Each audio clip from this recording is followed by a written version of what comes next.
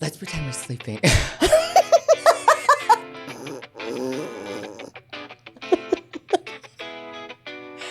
Wake up! Okay, I woke you up.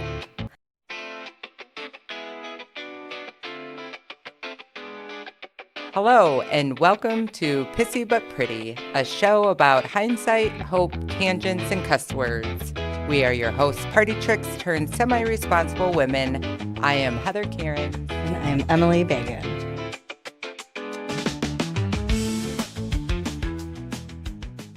Hello, Everybody put on their makeup.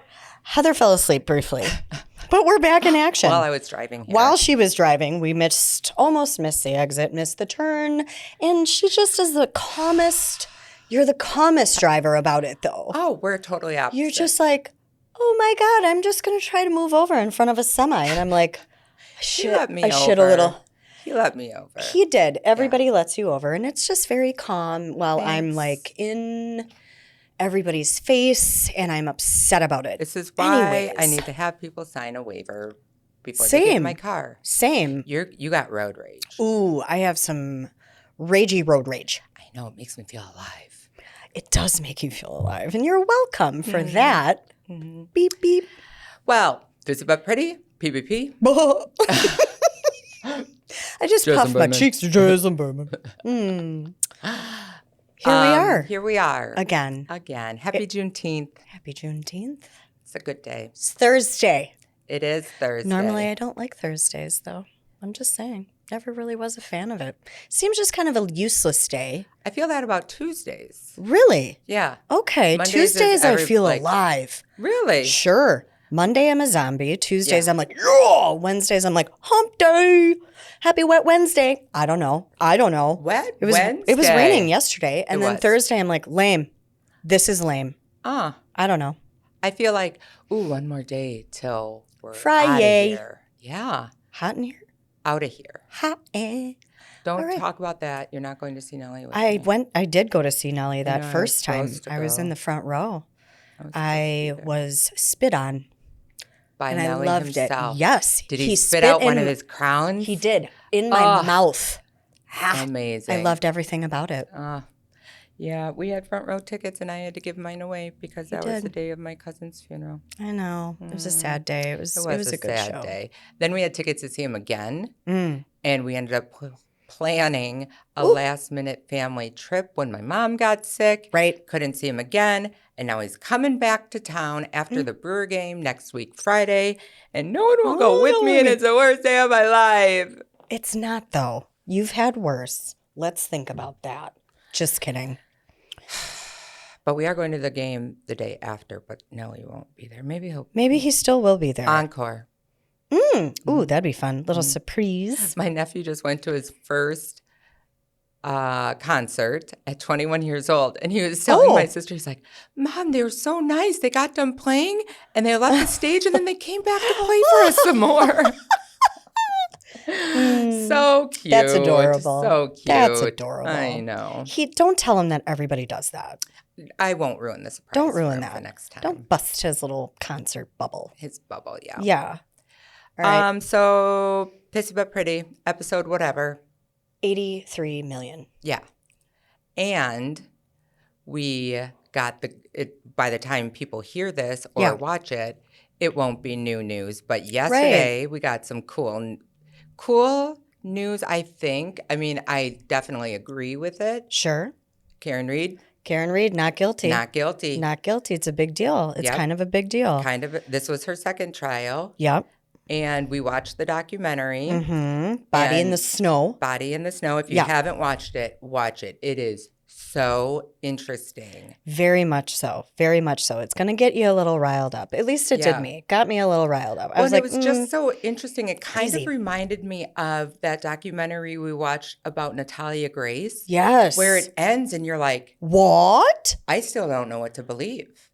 Right. Like with Karen Reed, did she hit her boyfriend or was he killed in the party with all the cops and they covered it up and framed her?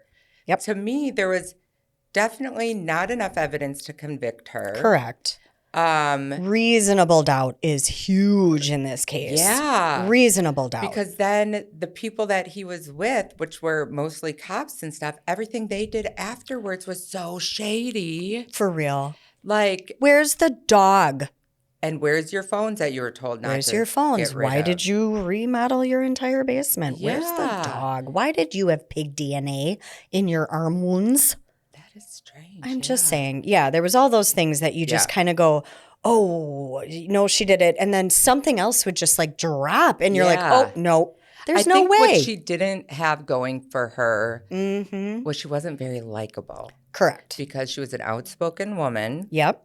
And she was kind of like us, just said it as it is. Yeah. Which sometimes got her into trouble. And I think for that sure. caused some people to doubt what she was just saying. Her. Right. Maybe just her. Mm-hmm. They wanted somebody to blame for sure, which people want answers. And I still, like I told you in the car, there's still a man that's dead. Yeah. And it's very, very sad. I feel bad that for this his happened. family. Right. They interviewed his family on the news. Oh, boy. Well, it was on the news this morning. But they were disappointed because I think they truly believe that she killed him. Mm-hmm. But they said we respect their decision. I mean, when you have a jury of your peers, they are meant to for real, like have no discrimination. So obviously, I mean, really, we think that because the documentary was filmed during her first trial. Right. And so it was just, there wasn't enough to convict her. There was a lot of sketchy stuff that happened. For sure. There were so many falsehoods and lying and weird. How long does it take for a body to die in this? Why are you looking that up? Yeah, right. And I mean, at the end of the day, it was a bunch of drunken fools that had a very bad night. A very bad night. And everybody wants to find out where to point the finger. A man is dead violently and awful. Yes. Like what a horrible way to go. Exactly. And like we were talking about that. We found like during her interviews and interviews of people that were at the party and drinking with them. Yeah. If you don't know the story, they were out drinking. Then they went to go, and there was a blizzard. It was in Boston. Yeah, bad blizzard. Yeah, and they went to go to this house party afterwards, and she dropped him off, and the next thing you know, he's dead in the snow in the front yard of this house. Correct. Where all the cops were partying. Right. So one thing they kept saying, though, Karen Reed herself, and people that were at the party, well, I was drinking. Well, I was drinking. Well, if we weren't drinking. Yeah. And how often have we heard this? Have we said it ourselves? So bad. Like, it's scary to think, like. It's so easy. Something like that can happen. Right. Especially the way we were partying. Yep. Like, I was almost waiting for something really bad to happen. Oh, for sure. Like, and I'm surprised it didn't. Yes. How easily could something so tragic have happened? Yes. The places I went, the things I did, the things I said to people. Yes. Because, well, you're drinking. And it's almost like this lame ass justification. You say whatever you want. You do whatever you want. I hate that now. I hate that now. And how many times? I mean, like now we hear it and it's like, okay. Yeah, you're gross. That's not an excuse. Right. Be a grown-ass adult. Right. Like these people that were involved in the Karen Reed thing, you're all grown-ass adults. Right. Like some of those cops were old. Thank you. And like you're partying still, you're having after-bar parties, but everything is, well, if we weren't drinking, we were drinking, and so my memory's fuzzy. And this can happen at any time. Right. All because you wanted to party. I thought in the beginning of the Body in the Snow documentary that when it first started, and it was kind of showing her sort of scathing text messages to her boyfriend, who was the victim in this story, John. And she's, you fucking this and that, and kind of cursing him out and just like, you used me. And meanwhile, she's waiting in the driveway of this house. He goes inside with his road soda. P.S. Yeah. They're all drinking while they're driving to this house in the middle of a blizzard. Yep. He goes so safe. Yeah. He goes inside and she just never hears from him or sees him again. And I've been in that situation with, boyfriends that you can't get a hold of after the bar, and you say some scathing, nasty things that you would never say when you were sober. So in the beginning, I was like, ooh, what a bitch. Yeah. Oh my gosh, that is going to incriminate her. That's going to get her in trouble. But at the end of the day, everybody had that excuse during this entire show. When you send these text messages out, that it's going to be so public and that these things are going to happen. And especially the guilt that you have to have if you sent this to a man that was dying was being killed. Yeah.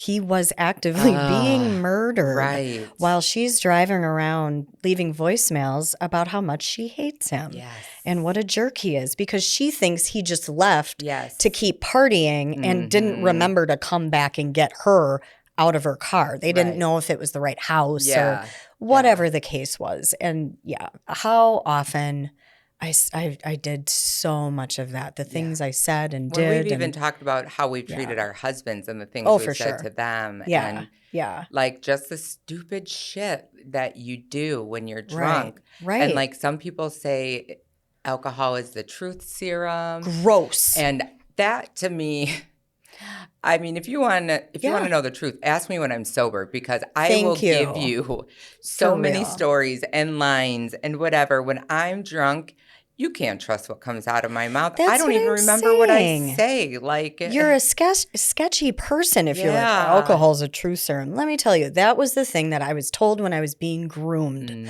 right? By a grown man when I'm 16 years old. Here, take this alcohol. It's a truth serum. It's going to allow you to say and do things you never thought you could say and do. Yeah.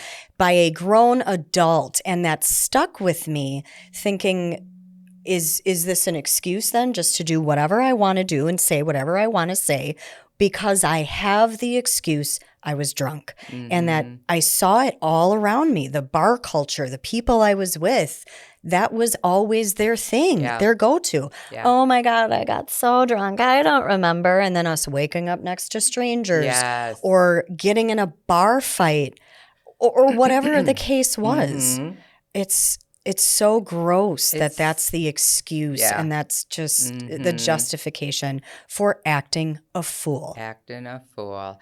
I remember Digger would get so mad at me when I was drinking because he would say I'd get flirty. Right. And I would tell him, like, I don't even know how to flirt. No. Like, remember, I'm a big girl. Like, at that time, like, I still feel like I missed that class in school. Like, For sure. I was never the girl that guys looked to like that. So I never knew how to flirt. I still don't know. But like, was I just being overly friendly to somebody? Were you talking to people you didn't know? Yeah. Or were you flirting, getting phone numbers, touching them inappropriately, getting in their faces, doing the cuddle sort of closeness makeout sesh?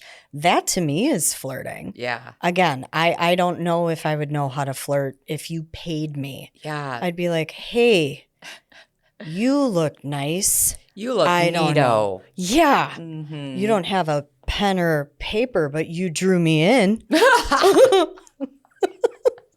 And they would be like, are you on the spectrum? And I'd be like, yes, I am. I don't know. Awkward and weird. Spectrum of something. Yeah, which I think is funny because my husband was always like that too. He was always very on me when we were in the bars and stuff and just sort of watching very closely. And you get so flirty and blah, blah, blah. And it was like, I can't see straight. I don't know if the person that I'm talking to is a man, is a woman. It could be Both. It could be a bar stool. Yeah, right. And I don't know. It's all just sort of a blur. And that's again though, there's that excuse. Well, I was I was drinking. I can't see straight. Does that justify that behavior? Yeah, I don't know. Was I really doing something wrong? I certainly didn't murder a cop when I was drinking. That I know of. That, you know. I don't know. I heard a lot of people. I bashed cars. I peed on tires. Yeah. Oh, gosh. Yeah. Marking your territory. Because I got... like I said, I was an angry drunk. And maybe Karen was that way too. God. Honest to God. And I think she had an RBF too. So I think that just sort of, people really didn't like that. They didn't like that very much. Right. And they thought that she was just like shallow and whatever. Well, but I don't think she was. Not a very likable person. Some of the things she said, I was like, but I think about it too. I don't think I would be a likable person. Some of the shit that comes out of my mouth, if I was put in that situation, think about some of the texts that you've sent before and be like, would I want the world knowing that I'm talking to this person like this? Right. Would I want the world judging me for how I look, how I sit, who I am as a person? And that's what they did to her. Yeah, right. And like I said, she's outspoken like us. And sometimes I need a filter, as we all know. I need to just like run it through my head first before I say it, maybe. My thing is, I would never want to intentionally offend somebody. But when I was drinking, I mean, oh my, if you looked at me sideways, I once poured my entire White Claw over a girl's head. I don't know why. I think her and I had beef, or I'm not sure why. It was you know, I'm sure I had a reason then to do it. But she looked at you funny. And I couldn't even tell you what this girl looks like now because I was so gone. Right. And maybe I know I got into it with some douche canoe because that was like my favorite thing to do was like, you know, like the guys that were like thought they were God's gift. Yeah. I loved to kind of put them in their place. That was like my favorite thing to do when I was drinking.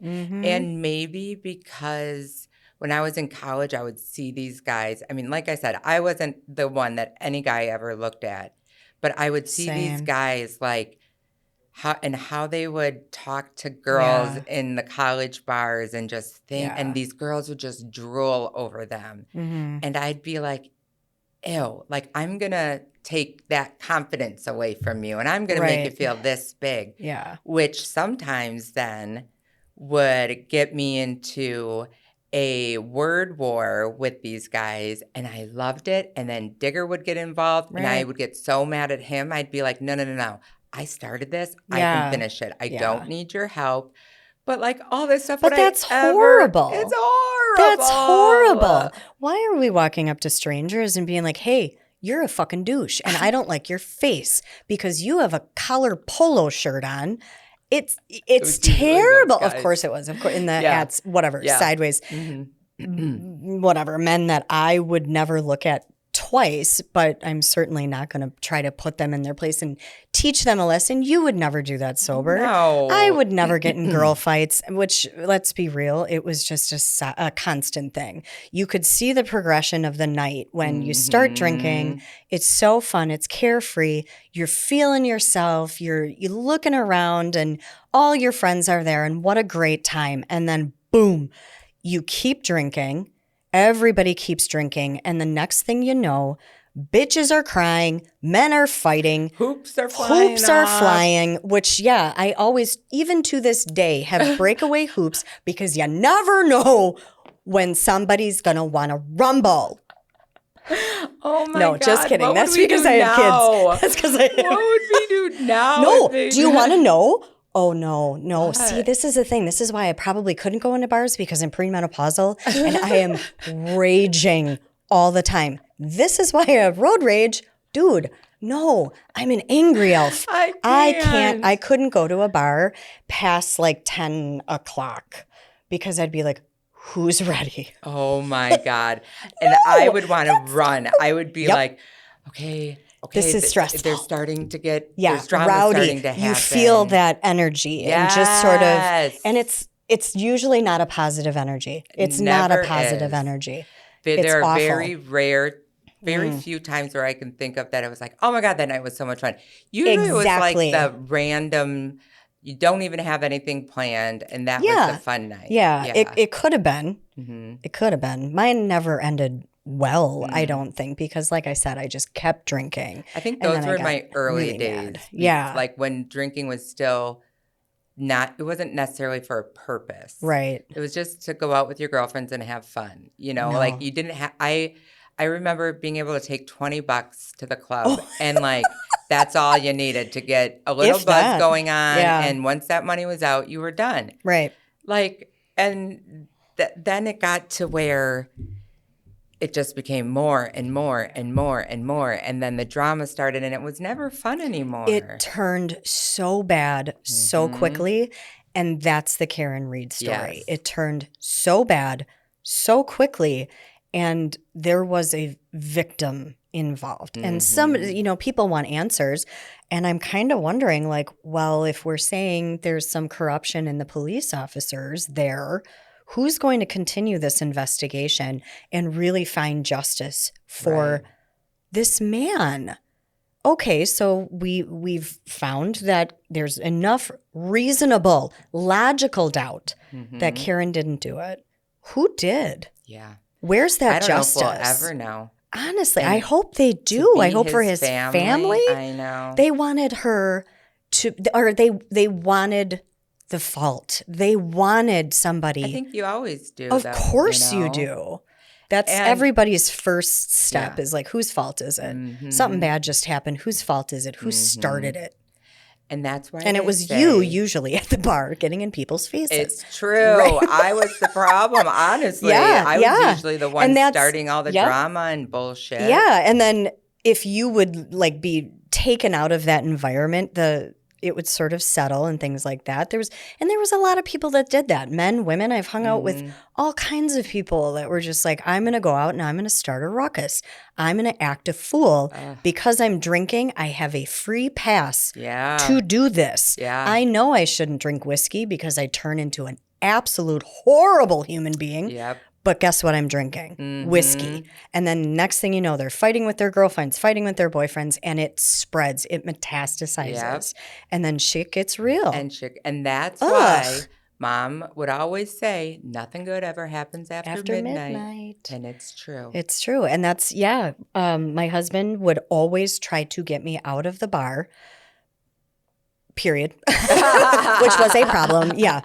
But he always wanted to go before midnight, preferably like 10 o'clock. But let's be real, we just showed up at 9. Yeah, right. So, by the time midnight rolled around, that's when the dark hour. You could just feel something's going to pop off. Something is going to go wrong. Yeah. And it was always within our group of people.